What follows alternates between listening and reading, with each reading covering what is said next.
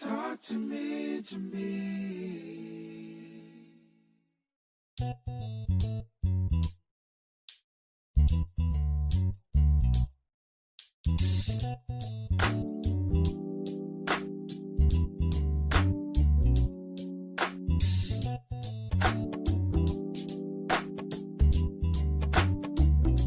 Majestic talks. Come and talk to me.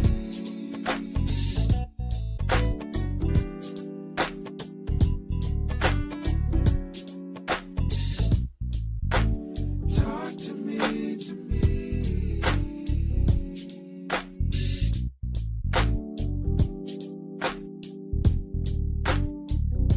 Majestic talks. Come and talk to me.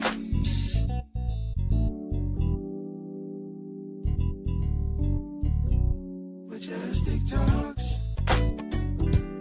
Come and talk to me. Hello there. Hello and welcome to the Majestic Talk Show. I'm your host, Latasha Morgan, certified Christian life coach, certified professional life coach, board certified master Christian mental health coach, and a whole lot of other goodies. Y'all, I am so excited because we have a great show for you today. Today, our title is Breaking the Cycle from Generational Trauma to Generational Healing. And we're going to be exploring the lasting impact of slavery on our mental health and the path to collective healing. So we have today Dr. Rhonda Turner, Dr. Nikki Harris, and Dr. Jeannelle Perkins here on the show with us today. Let's welcome them all to the show. Hi, Dr. Perkins. How are you? I'm well. How are you today?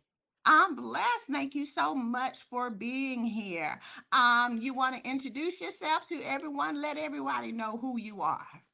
Sure. Dr. Jeannelle Perkins. I originally live in Charleston, South Carolina at this time, but I'm sitting in Ho Chi Minh City, Vietnam at this moment. I am a licensed marriage and family therapist who takes the opportunity to assist all communities with finding the authenticity of relationship and how they want to manifest that. And I really delve deeply into the mental and emotional health space. So I travel the world assisting other counselors and understanding how to be culturally humble before cultural competence takes place. Because we can read a book and understand that, but if we are still living in these biased spaces, it doesn't lend itself to really healing those who need it. Oh, that's awesome. That's amazing. Welcome to the show. And Thank thank you you. so much for being here. Dr. Turner, Dr. Rhonda, how are you doing? I am so well, and how are you today? I'm blessed. Welcome to the show. Thank you again for being here for the third time. Always nice to be here. Thank you. Yeah, I love having you here, all of y'all here. But go ahead and tell everyone who you are and what you do. So, listen, I am Dr. Rhonda Turner. I am actually a high school counselor.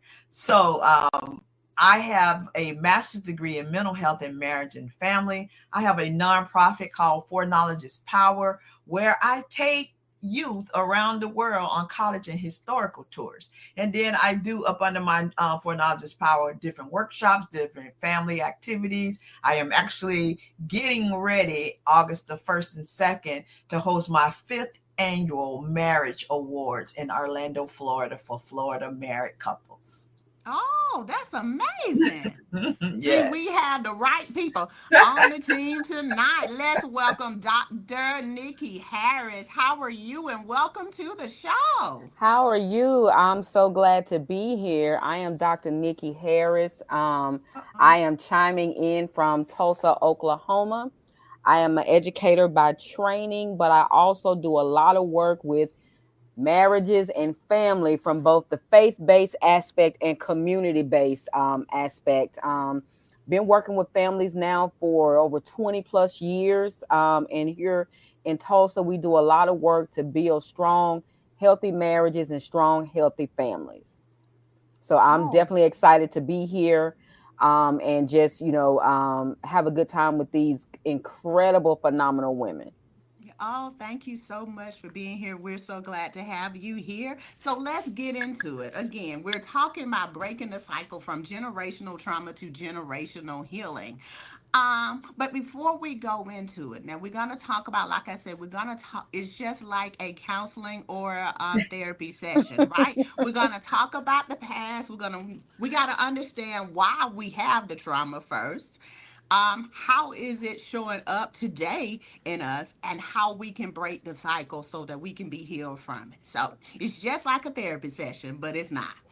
Okay, so the first segment is we're gonna talk about how the trauma started, a historical foundation. So we want to know what happened during slavery so that we'll know how we got there. But what does that title say to each one of you? What do you think about that title? How does that resonate with you?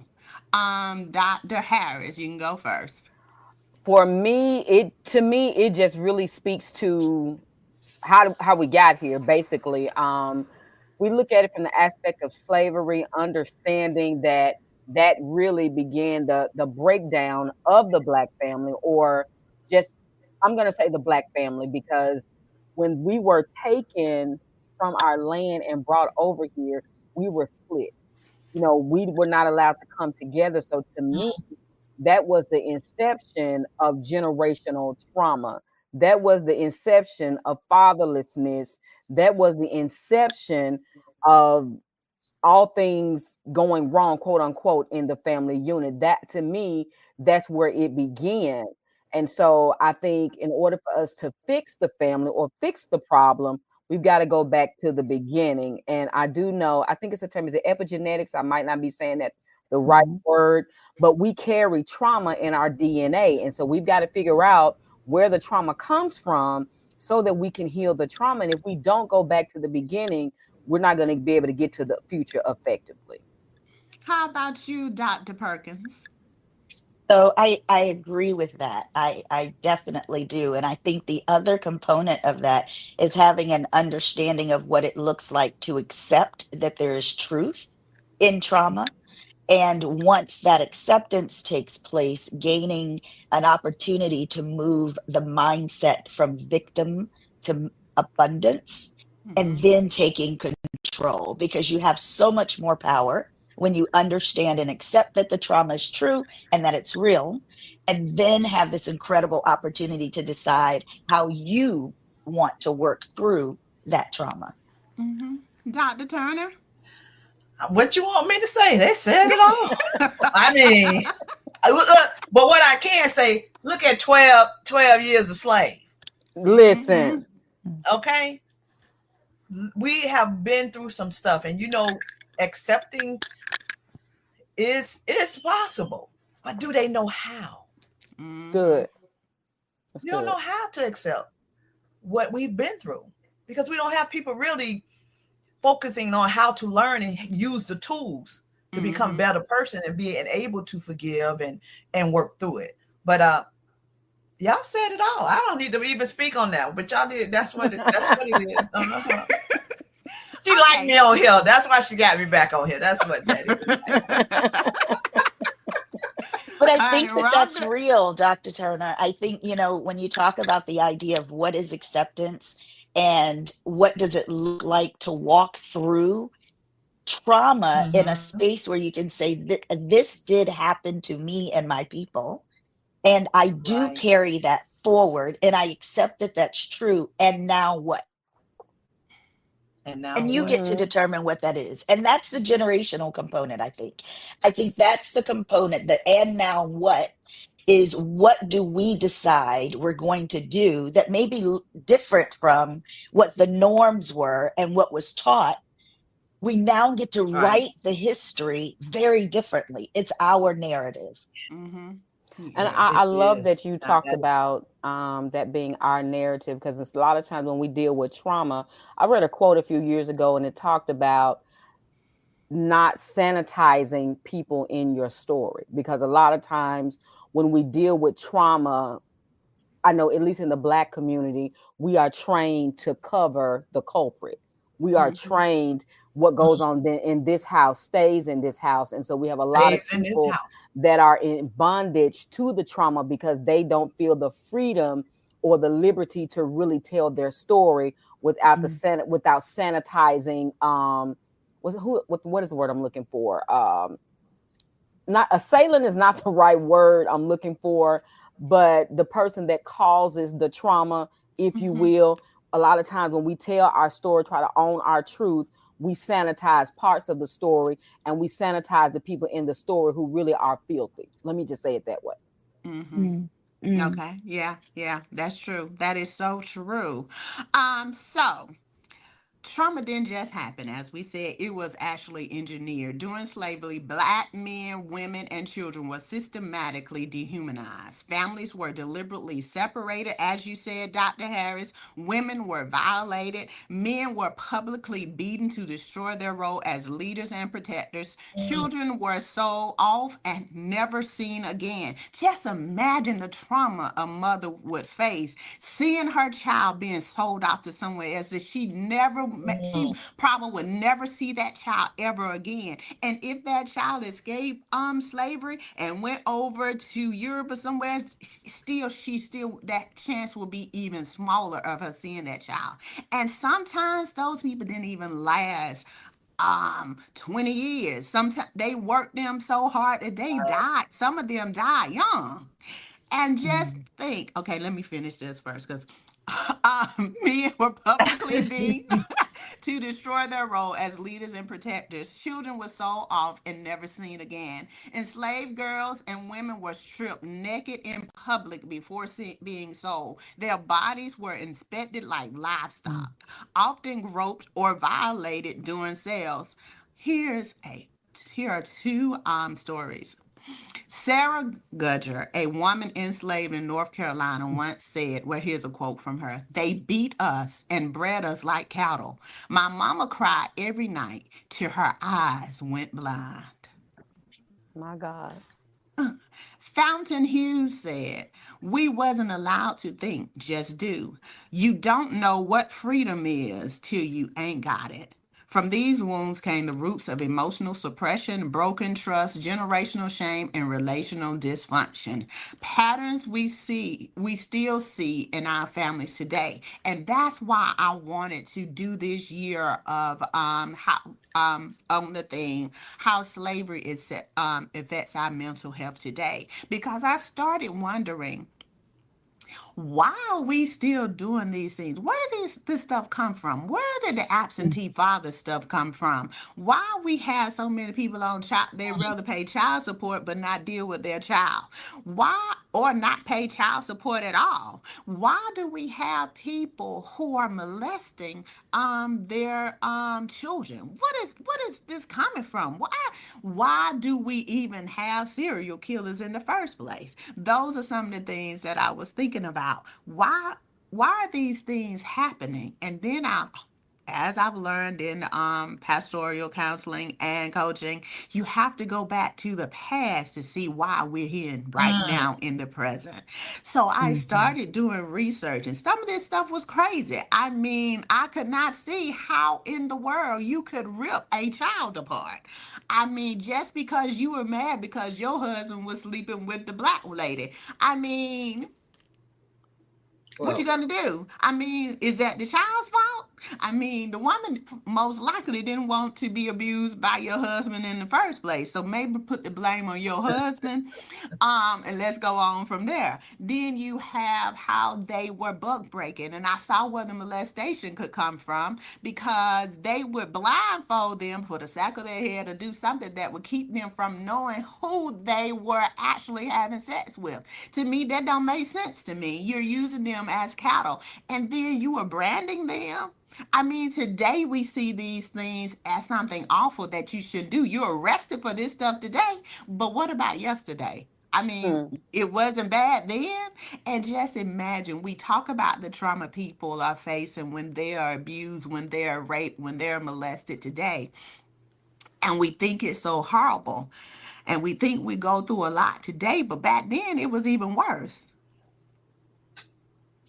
Well, child, you just added Fruit Loops and Cheerios and I mean, Cornflake, cornflake. corn flakes and frosted flakes, bananas, granola. I mean, my word. And I don't even know if you get milk or water with that. Uh, oh my Normally you goodness. don't if Yes. you're in the slavery time. There you have it. Listen, There you have it. listen. So look, we were crunching granola before we knew it. So it's very interesting. So all of that has so much incredible impact, right? So you think about the psychological impact of it. I think it was Dr. Harris who was talking about the epigenetics of it. And when you Mhm. consider that the epigenetics are really about the telomeres that sit at the end of each strand of the genes, right? Mm. And so what we know from recent history and study, in 2020, there was a study that came out, and I'm not recalling the doctor's name at the moment who did it, a host of doctors, but they determined that the telomere is shortened in African Americans because of that history of trauma. So when Wow. you consider that race-based traumatic stress, so RBTS is the same as PTSD, it's a psychological impact from racism that has occurred from history into what we see today. It just looks a bit different today, right? It has on a nice suit and tie versus wearing a hood, if you will. Mhm. And so when we consider that that is a truth, that means that there's still this psychological impact that is occurring on a regular basis. And that means that, yes, when we're taking the opportunity to review the history, we also have to take the opportunity to recognize the mental and emotional impact that that's having on the neurological system for today. Mm, So we're talking about what happened to a people physically mm-hmm. that really is transposed into their psychological being, and they both impact one another. So we could, I mean, go deep into that bowl of cereal and talk about obesity and hypertension, and we could talk about the molestation that takes place and the whys around it comes back to that psychological state of mind. Mm. They abused me. I don't know how to handle the emotionality that comes with it, the shame that comes with it, the Mhm. guilt that comes with it. So I abuse in turn. That's And right. it's not until we change that mindset that we're going to see any type of healing take place. Um, Oh. I think, Dr. Perkins, you laid that out so beautifully. And as I've been sitting here listening to you, it kind of go entwine. I've been reading this book called The Body Keeps the Score. And so Mhm. there is I guess it's a podcast, not a podcast, but there's an audio book for it. And then there's a workbook because I do a lot of work with, healing and helping people navigate, those things. And the thing of it is, you don't really realize how much your body or your DNA carries trauma.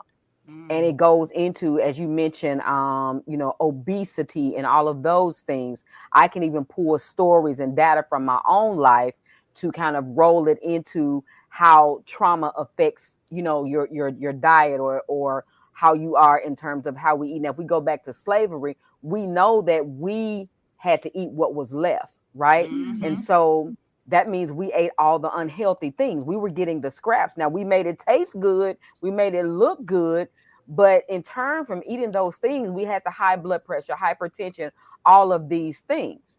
Now we could have done well with the greens and getting the leaves off the fruit and just eat off the vegetable and just eat the leaves. But no, we had to have hot sauce and black pepper and all these different things that we added into the food. So the reality of that is we have to even heal not just the mind. Well, we have to heal the mind, absolutely. But then we also have to heal our habits and behaviors, right? Mhm. Because what we think directly impacts our habits and our behaviors. And when we start looking at that family construct of bad habits and behavior, then we need to see, well, where is this coming from? Because all of it's learned. Behavior is learned. Yes. Mhm. You learn it. So you come here an empty slate. You're not born with bad habits. You're not born, um, with unhealthy mindsets is learned. So now we've got to go back and let's see who's teaching this, who's teaching the habits, who's teaching us how to think, where is it coming from? And so that means we've got to go and heal almost a generation in order for it to infect change this way. Ooh-wee.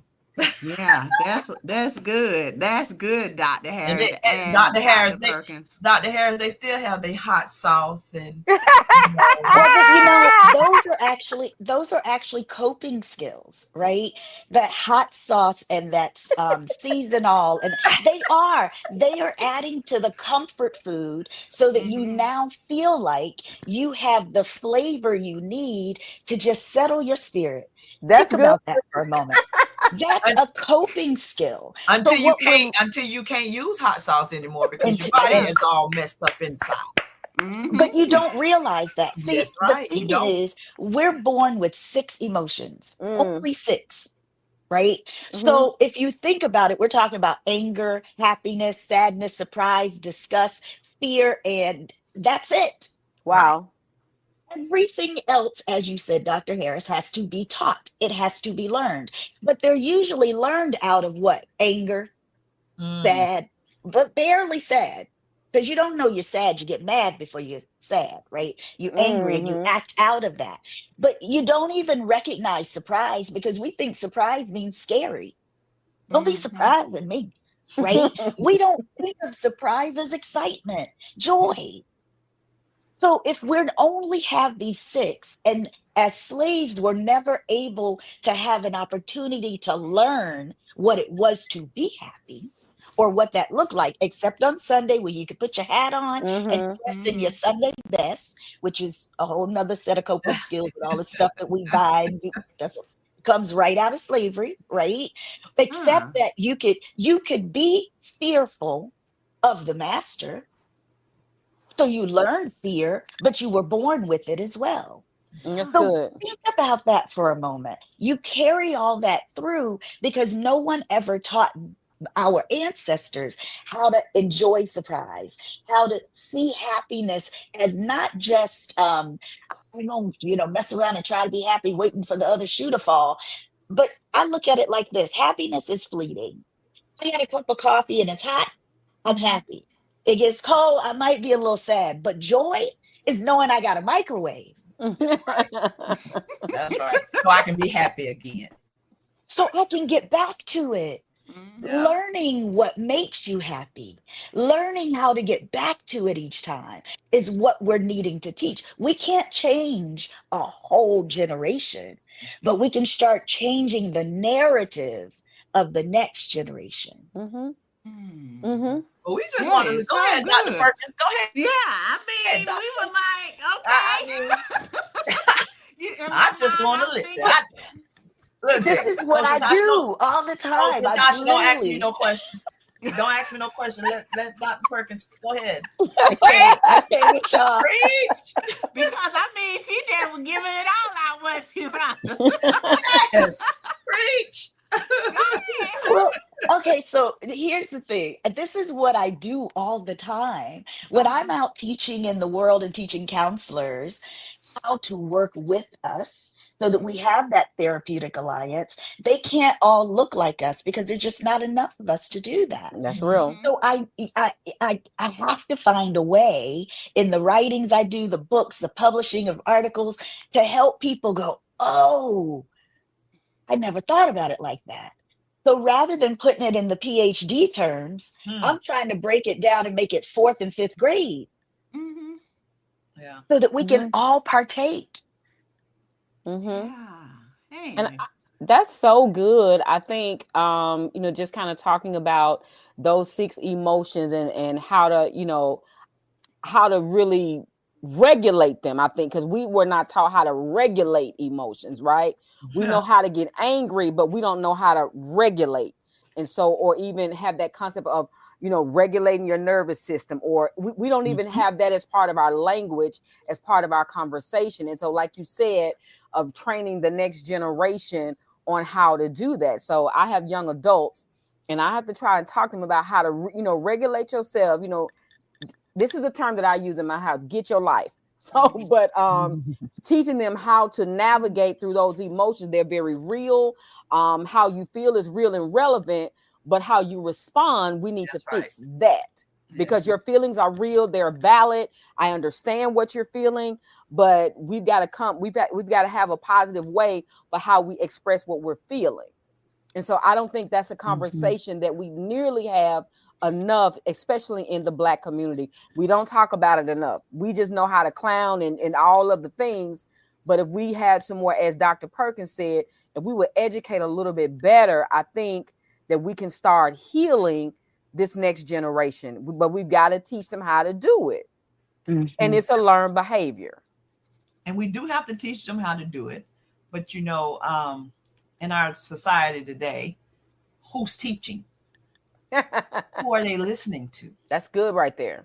You know, it's hard to grab them when it's always the cell phone or the music.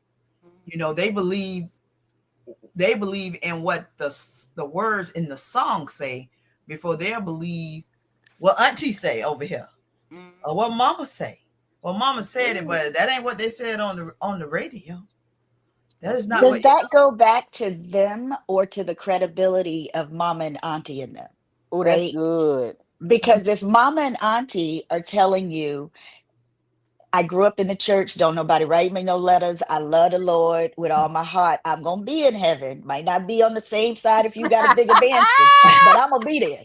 So, but in the Black church, we have this tendency to do as I say, not as I do. Right? So if mama and auntie and them are out here running the streets when the church house doors is closed, and they're telling you that you need to be doing what the church house says, you're not going to pay attention because they lack credibility.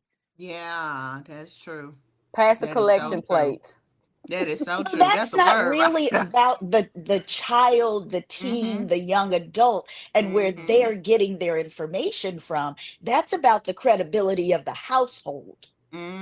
So that goes back to that initial point that we talked about earlier. What goes on in this house, stay in this house. Like what are we modeling, you know, for them? We are the first model for what a healthy family looks like, right? They teach us that it comes from the church, pastor chiming in, but it does not. That first model of family, that first model of what's healthy, that first model of how to behave comes from the address that the child comes from. And then, but if everything behind that door is toxic, you got one or two things gonna happen. The child is gonna repeat the behavior, or they're gonna do something completely different.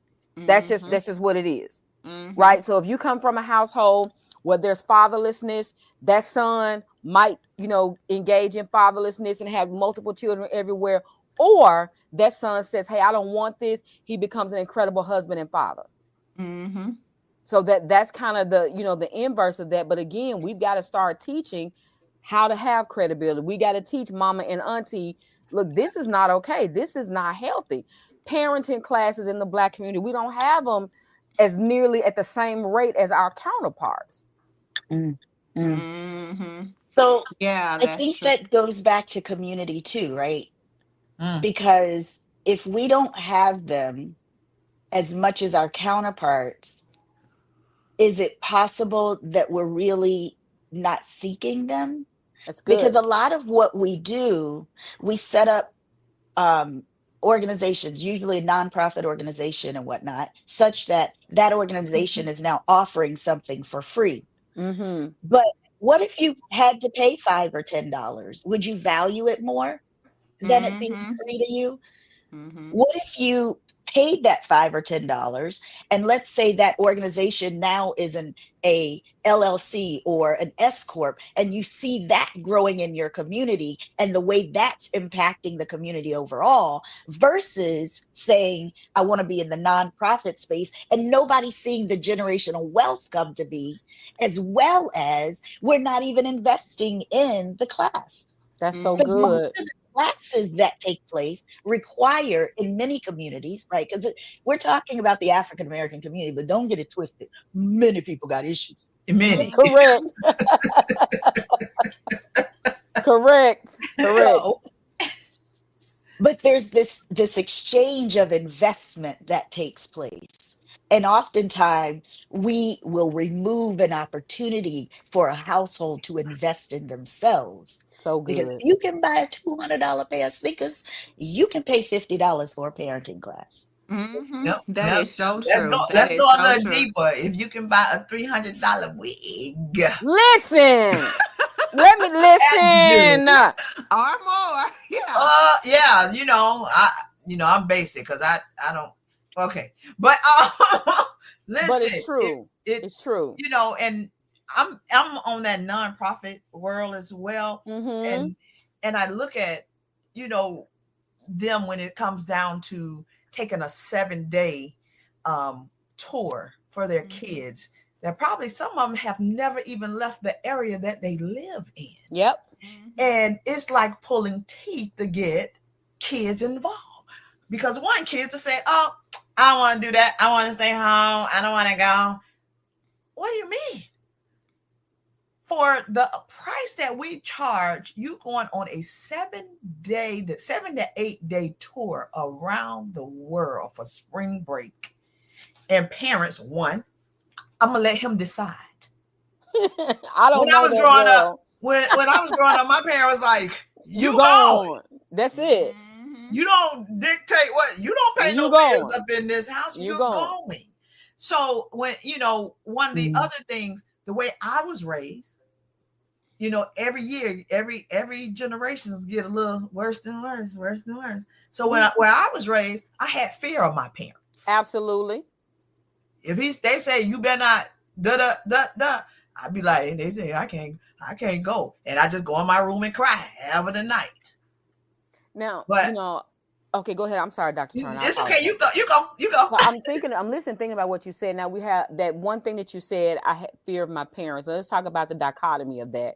Because that is, you've got the healthy fear of your parents, and then you got this fear that is slave induced. Let me explain. So a lot of way that we discipline in the Black community has roots of slavery in it. Think about it for a moment. So in some generations where we grow up in, it's the norm to get smacked from the kitchen to the living room, right? But then as we transition and we learn better, we do better, we start doing what we call assertive discipline, and we do other modes of discipline. So even when we start talking about our parenting styles and how we discipline, all of that goes into play. I'm from the same world of you going. Your choices at dinner is ketchup or mustard, not, well, I want chicken and we get no. You get what's on the table. So I do agree that there are changes and shifts as we transition from generation to generation. But then that concept of real teaching has somewhere gotten broken from the boomers to the Gen X. And as you start going on down, you see the breaking in how the teaching and training is taking place. Because now we're saying, I don't want to do to my children what my parents did to me. And some of those things I agree that we need to change and adjust, but some of those things we need to keep because it was healthy and it produced contributing members of society. But we still have to look at that dichotomy of that fear. If you're fearful to the degree that you can't breathe and now you are filled with trauma, that's a problem. That's a problem. So Yeah, that goes back maybe to the word reverence versus fear, yeah, right? That there's a yeah, healthy reverence for the fact that your mother, father, auntie, grandparent, or what have you cares for you.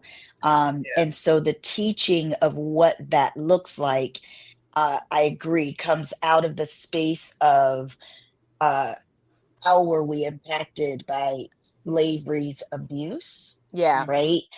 And then, so one of the things that I take the opportunity to do in my office when I'm doing individual counseling is to ask my client, where did that come from? How, what happened that had you, and it doesn't mean that someone said it to you, could be that you just experienced it vicariously, but what happened that you made that assessment for yourself? And then is it still relevant for today? That's so And good. the challenge is that often it's difficult to change when a community is still steeped in the thing you need to change. Oh, that's good.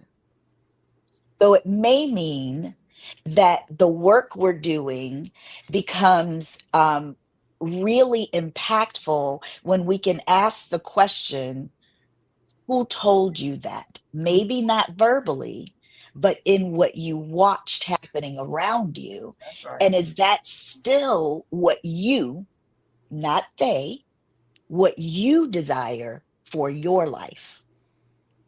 That's really good. Yeah. Yeah, that really is good because Just take her off the with screen, Dr. Morgan. We just take her off the take her off the screen. I've been blackballed. Cause I'm like, I'll be honest, y'all done went through my whole nose here without me even saying. We so And sorry. I'm We just like, got good chemistry. That's all. yeah, because see, you covered fear-based parenting. I had that here. I had that here. We sorry. We're gonna do better. We're gonna follow No, directions better. We sorry. no. We're good. We're going to that section in a way, so that is good. Because we already talked about emotional suppression, all of that stuff is really good. What I was gonna say, because I'm like, forget the notes. Um, might as well, pretty much. But what I was going to say that was really key about what Dr. Perkins said about the community and trusting the community that you're in, or is what they saying valid.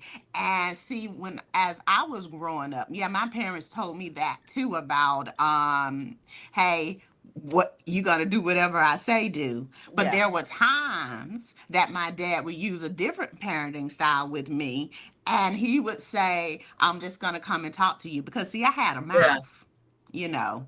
So he would come and talk to me, and I was bossy. So it didn't matter who you were. And so I was in leadership position too as a child. So he would just come and talk to me and have different conversations with me. And he would say, "Now, if you keep on, now I'm gonna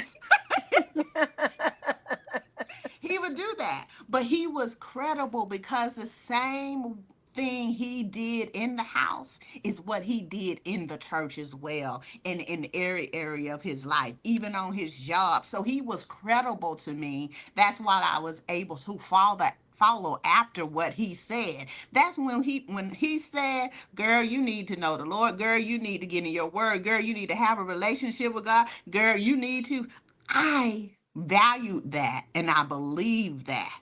And it has carried me so far today. So many people don't have. That's why I treasure having a two-parent household and having my dad in the home. That even before he died, he even said, and I didn't understand why he said it, but he said, I'm sorry that I didn't spend enough time with you. And I'm like, what are you talking about? You spent too much time. I mean, too much. Because he got us up in the morning and he would pray with us. So whatever he said for us to do, he taught us about ministry, how to minister to people. Even if you are saying, that means you need to shut up and be quiet. That means the Holy Spirit is over. He's done. You hush too. So That's all of it. those things, the credibility, like I said, he was credible. And in those homes, that's why I have people on the show, because I can't understand other people's home and how they operated because the home I had. So credibility is important, especially in the Black church, because we have so many people falling away. And that's another reason we're experiencing the same thing, because the difference between the people back in the day, they had God to hold on to, and they had people around them was somewhat credible, because they were doing some things, they weren't supposed to either, but that they didn't allow that to dictate how their life would be, because they still showed up in church. You had masses of people in the church. Today, not so much. We doing all kinds of crazy stuff, but it's showing up too in the way we operate in the world today. So we have like 19 minutes and 50 some seconds, right? So since Dr. All of y'all doctors was operating, and I really appreciate it. It's good with me.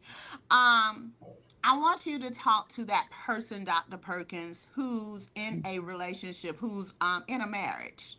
And some of the things you've been talking about is showing up in them. How can they break free from that? How can they become more open about their emotions Mm, and not have their children operating in fear because of the way they behave in the home? What can they do? mhm. That's a great question. I think the first place I would start with is acknowledging mental and emotional health. Mm-hmm. Um, it is very difficult to walk through life with someone else and not acknowledge when there's anxiety present, Mm. when there is depression present, when there may even potentially be personality disorders that are present, and the impact of your life coming from, let's say, South Side, somebody else coming from the West Side, right? Mm-hmm. And it's different spaces and you live differently. So in your marriage, you have to have this conversation around mental and emotional health. What does it mean? So good. How does it function? Where did you learn it? Who talked to you about it? Because one of the things that I've found in more than 20 years of practice now is that we are busy talking about what kind of house we gonna buy, how many Mm-hmm. kids we think we talk about how many kids we're gonna have. Sometimes we just have the kids. We we might talk about being mad at auntie, uncle, grandmother, all those kind of things that are kind of superficial. Mm, But if you're not mentally and emotionally well, Mm-hmm. it's going to be so challenging not to flip off and cuss somebody out, yes, it is. not Period. to throw things around the house, not to call your kids names that you really don't mean. I mean, in the moment, you think you do, but Mm-hmm. you don't, because it has such impact later in life. Mental and emotional wellness is the greatest generational wealth we can even begin to give, So good. because without it, it won't matter how much money you leave, Mm. Mm-hmm. it's gone. Because the minute I'm stressed out, I got to go shopping. Ooh, Mm-hmm. ooh, The minute I'm pissed off, I'm gonna mess around and cap somebody and I'm gonna be in Mm-mm. jail. And then you're gonna have to Mm. pay to get me out. You're gonna have to Mm. put up the house mm, so that you can pay my bail. See, Mm. we're thinking about the wrong thing in marriage and relationship. yeah. We want to be talking about mental and emotional wellness. Where are you? When you sit down for premarital, let's talk about your mental health. How many people had schizophrenia in your family? Come on. Uh-huh. How Uh-huh. many people had bipolar disorder in your family? How many people dealt with anxiety and you didn't know, or you now understand what anxiety is and it's showing up? W- Your mother was depressed. How do you know that? Mm-hmm. You think having an unclean house, whether spiritually or physically, is simply about nastiness? Nah, Mm. mental and emotional wellness.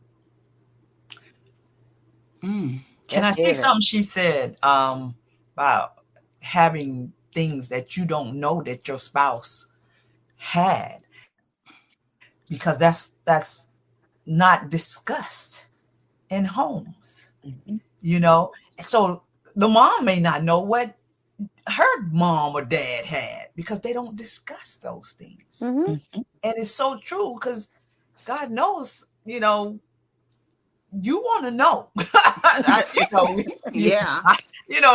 I had to catch myself because I ain't want, but it is very important to know so you can have a relationship that matters. Let me Mm-hmm. say it like that. That matters. So I do agree with you Well, Dr. Perkins, I've been agreeing with you all night. So, but Well, look, my latest book is Into Me See, Mastering Black Intimacy for the Relationship You've Always Wanted. And I delve so deeply into that mental health component Mhm. because a lot of the teaching I do is around narcissistic personality disorder in the Black community. Ooh, child, people have some challenges with that Mm-hmm. conversation, and I'm okay with that. You can tell I'm going to heaven, so y'all can do what you want. Even if it's just Um, over there, but you going, huh? I'm gonna be there.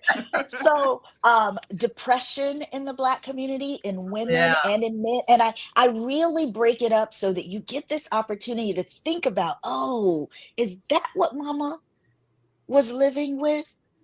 Yeah. Notice I didn't say struggling. Yeah. She was living with that because she Mm-hmm. still made it through. It might not have been the best, but she was living with that depression or living with that bipolar disorder. And the uncle you put upstairs that never came down and Yeah. all that kind of stuff. We got to talk about where that comes from But because you would that's not never, one gene. but they would never say that's what it Nope. was. Well, they didn't know. They Right. didn't always know. Right. They just Because knew they, something was wrong. right. Well, the depression, it was never something we hear more about mental health and different things now compared to when we were coming up. Like, Mhm. When we were coming up, they just said that's crazy Joe or that's yeah, crazy yeah, Auntie whoever. That's just how they Or lay are. hands on them. yeah. Listen, Lay Let me hands don't on let them. don't me Lay even get it don't out. even prostrate start before that the Lord. conversation because my God, being coming from a pastoral perspective, now I Mhm. started asking, okay, now wait a minute. Let's talk more because sometimes it's not a demon, right? That ain't what it is. They need to lay on somebody's couch.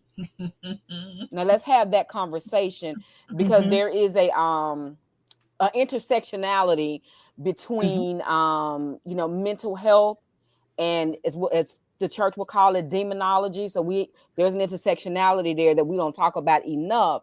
And so that's the reason that we have some of the things that we have. So we have to really be careful as faith leaders to our understanding needs to be in the right place because we laying hands on something that really needs a peel or we laying hands on something that needs a couch. Mhm. Coping skills, because the word says that God did not give us a spirit of fear, but of Oh, power, love, and a sound mind. Well, here's my absolutely. question. If he gave it to us, he gave it to us, Yep. then whose obligation is it to keep it?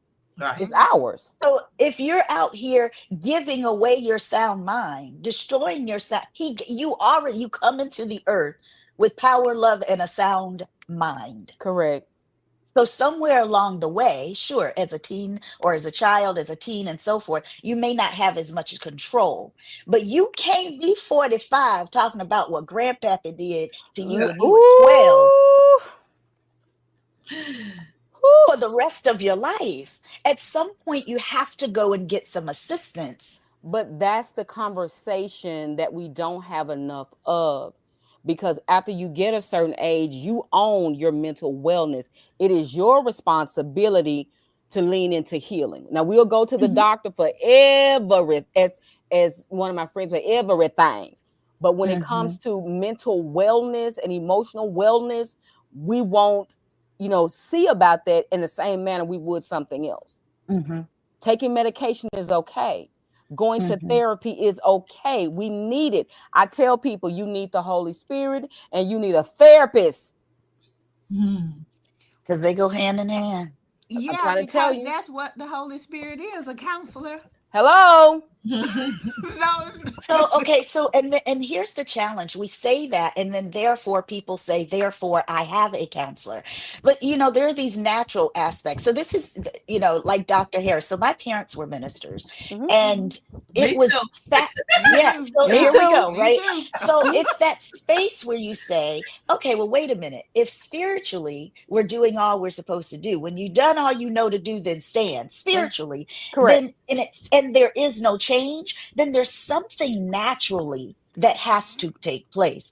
And that Yeah. natural component is using your copay like you do when Come you go and on. get that medicine for hypertension. When your child breaks their arm, you don't say, well, let's just pray about it. No, you go and you Hmm. get them a cast or a splint. Well, what happens when there is a traumatic incident that now there's a break in your psychological, neurological, the plasticity is no longer doing what it needs to do in order to bounce back.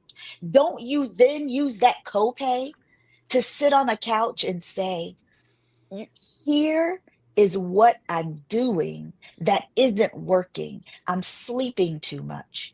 I feel like everybody's against me. I feel like the other shoe is going to drop it anyway. That's a level of paranoia. It may not, come to the highest levels. Or I am experiencing nervousness in my body and I cannot function. I See, had my first ever panic attack. I What is love how that? you What does I that? love how you brought that out, because there's a thing you mentioned about the natural component. We often use that scripture, first natural, then spiritual, but we want to apply that to that same concept. The Bible talks about, when Jesus was talking to the man at the pool, he asked him, said, will thou be made whole? So wholeness requires us doing both natural and spiritual things to have wholeness. And so I think we're just good sometimes with, okay, I got the spiritual part down pat. My husband, as a pastor, would always teach. Now, if the Bible talks about, us being, us being well, there should be a balance. You can't be all the way up here spiritually, but your natural life is in the toilet. Something is wrong. The Bible says, I wish above all things that thou mayest be in health, even as thy soul prosper, right? It talks about that. Well, if your soul is prospering and your natural life is not, something is wrong. And the adverse is also true. So we really have to look at that from a whole perspective on that. So I love the idea of, yes, we need to promote mental wellness, emotional wellness more in a marriage, because those are the questions that I ask when couples are sitting in front of me. Because there shouldn't be any reason why you are spazzing out, you trying to run over your spouse with a car. Let's talk about what's going on. Where did you see that? Did you see somebody run over somebody? So we have to, for real. Well, and sometimes it's not even that you saw someone run over someone. It's that you never saw anyone have great conflict resolution skills. That part. So because they didn't have the skill, they couldn't teach you the skill. And all you know is that your anger is so intense that you have to have an outlet. And if you don't have a positive outlet, it's going to be a maladaptive behavior, unfortunately, like running over someone with a car. So it's really important that we think about it. If we're going to do biblical, spiritual and natural, there are many instances in the Bible where we can see that, for example, and you fix me on this. I think it was the Garden of Gethsemane where Peter cut off the man's ear. Indeed. Am I in the right? Okay. So that was some anger that he was dealing with. And right behind that anger, Jesus came and healed. And did. In the same instance. And did. And then Jesus taught Peter how to control and manage his anger. Absolutely. When did you see Peter angry again after that in a maladaptive way? You didn't. You didn't. You didn't. You actually saw Peter have healthy conflict resolution skills when he and Paul had a disagreement. So you remember that they had a disagreement, and Peter was the one chopping off ears and all the things. Peter gonna fight, but you did see him after the church was incepted, after the inception of the church. You saw him and Paul have a healthy disagreement using healthy conflict resolution skills. And where did he get it from? He was taught. Jesus taught him. Jesus demonstrated him. And Jesus also taught them how to have righteous anger, right? Because we try to make Jesus be this good feel church dude, quote unquote, but Jesus flipped over some tables, right? So we understand that you can be angry without sin. We understand that. So it's okay to flip a table. Now, how do we come back from flipping the table and then have a healthy conversation about why we needed to flip the table, right? Yeah. So didn't he tell them why he flipped the table before he flipped it? He did. That's my point. So you had an opportunity to fix the problem before I got here. Hello. And then you did not fix it. Hello. I mean, I'm just, let's just be real about it.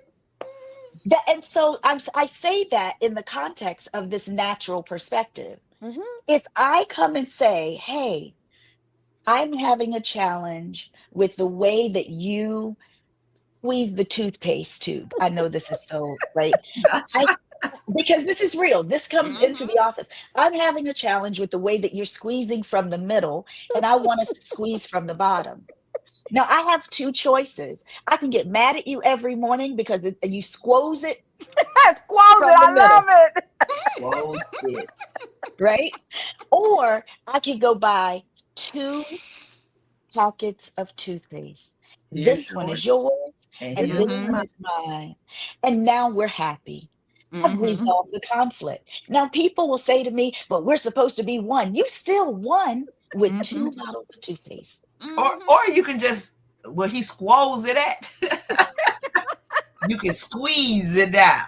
That There you part. have Mm-hmm. That there you part Got have it. right and there. that's small, but it's not really about the toothpaste. It's really Mm. about control. I got it. It's Ooh. about needing to be in control. And if you come to a place where you recognize that within yourself, then that toothpaste won't even be an issue because now you have to manage the fact that you're only in control of yourself. Mm. I talk about a sphere of control with my clients. In the center is the thing you have the most control over, and it is you. And that is smaller than that influence that you might have and the spaces where you have no influence whatsoever. When you learn how to be in control of you, what you like, what you dislike, how you want your life to look, the conversations you're going to have, the friendships you're going to have, etc., and you have that level of control, that toothpaste ain't going to make a hill of beans. Mm-hmm. Mm. Now, Coach At Morgan, all. you know we ran out of time, and we so sorry. So we Ooh, had to do No, this. you haven't. You. And we were going our I, own way. We so sorry. We so sorry. hey, you all right? I own look, this show. did we answer the question? That might be a better. Yeah. Hey, I own my own show. I don't not on nobody else's time. So you're fine, and we are just at 57 minutes, so you're good. But you did answer the question. You answered a few questions, and so we're good. But what is one thing you would like to leave the people who are listening or will be listening to this show? Either one of you can go, whichever one of you want to answer. Each one of you can answer. We got enough time. So I Hmm. guess I will go. I think the thing that I think is important is that we have the opportunity to create a new history, right? We come from a history, but when we're born and we grow up and we, matriculate into adulthood, we have the opportunity to rewrite history and create our own history. So if there are things in the pattern of your previous history that you don't like, you can change that, and then you can develop a new pattern, a new system of behavior for your family to follow, because the truth of the matter is you're really responsible for the family you create, not the one you come from. That's So right. in this concept, you can teach your children effective conflict resolution skills. You can teach them how not to run over people. You can promote, mental wellness and emotional wellness. You can encourage going to therapy and helping them utilize the copay that we pay so much for, and helping them to utilize that. So I think what I want us to know, and for people to walk away from this show, is knowing that it's never too late to begin again. Right? It's never too Mhm. late to begin again. And you are in charge of your destiny. And I think that's the part that we got to get to. If something is not going right in your life currently, you can change it. Now, it may not happen Mhm. overnight, but if you make systematic, consistent steps to changing a thing, then you're going to reap the harvest of those decisions. We are one decision away from a life that is changed and transformed. Oh my goodness, that's good. One decision Mhm. away. Anybody else? I would say one of the things that's very important is know your history, Mm-hmm. understand your history, but empower yourself to change. Hmm. That's Yeah. really good. I think for me, it's going to be live a life of strategic emotional resilience, That's good. such Mm-hmm. that though you have generations that have experienced this immense trauma, that it can be devastating. That when you're strategic about your emotions, when you're strategic in your resilience, you have an opportunity to live in abundance. That's good. Lord, yeah, this has been an amazing show, man. I've just enjoyed sitting here listening to you all. So I want each one of you before we leave to tell everyone listening where they can get in touch with you. You can also leave your information in the comments of the YouTube show so that people can click on it. But I want you to tell people how they can get in touch with you. Dr. Perkins. So I am Dr. Jeannelle, Jeannelle, on all my channels. So I'm Dr. Jeannelle at drjeannelle.com, Dr. Jeannelle on Instagram, and I think I'm Dr. Jeannelle, Dr. Jeannelle. That's what I am on TikTok. And you can see me at all kinds of conferences, from the International Association of Marriage and Family Counselors to Association of Marriage and Family, American Association of Marriage and Family Counselors, to all kinds of different spaces that I go at conferences and teach and do marriage counseling for various people. So I'm out of Charleston, South Carolina. So if you're in my area, look me up, y'all. Yeah, South Carolina. Ah, Smiling faces, beautiful places, honey. That's Um, right. Dr. Harris. So I am Dr. Nikki Speaks on Instagram, Dr. Nikki Speaks on TikTok, Dr. Nikki Speaks on YouTube, and Dr. Nikki Speaks Enterprises on Facebook. So all of those places on the socials, you can find me that way. And I do actually respond back. If you send me a message, it might take me a couple of days, but I promise you I'll respond back. So yes, I'm looking forward to connecting with you, and I'm chiming in from Tulsa, Oklahoma. Dr. Turner. all right. Well, Rhonda Williams Turner on Facebook. For Knowledge is Power, which is my nonprofit, on Facebook. Women Business Connect on Facebook. Or you can just email me at info@forknowledgespower.org. Oh, man. Thank you so much, ladies, for being on the show tonight. Honey, if no one got anything, what you need to know is it's your birthright to be healed and whole. Thank you so much for watching the Majestic Talk Show. I'll see you next month for the next show. Thank you again, ladies, for being on the show. And stay here. Don't go anywhere.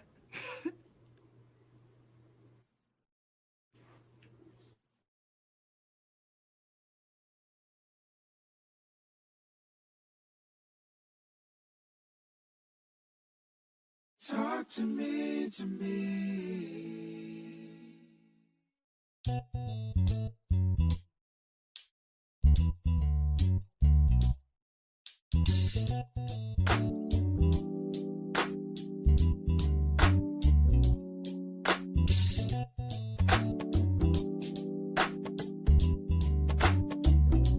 Majestic talks. Talk to me, to me.